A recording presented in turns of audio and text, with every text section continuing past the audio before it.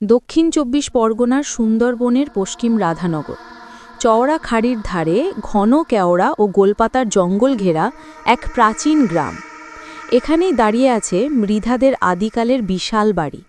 একসময় জমিদারি পরিবারের গর্ব ছিল এই প্রাসাদ। এখন কেবল ভাঙাচোরা দেয়াল, ছাদের গর্ত আর শ্যাওলা জমা ইটের স্তূপ।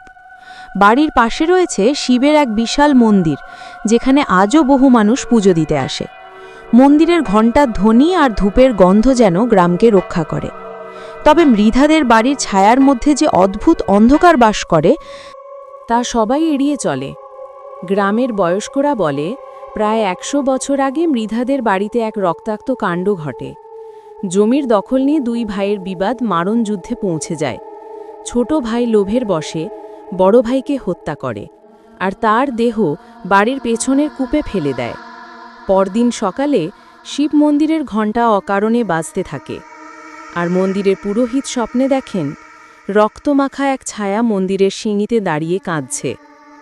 সেদিন থেকেই রাত নামলে মৃধাদের বাড়িতে কেউ পা বাড়ায় না।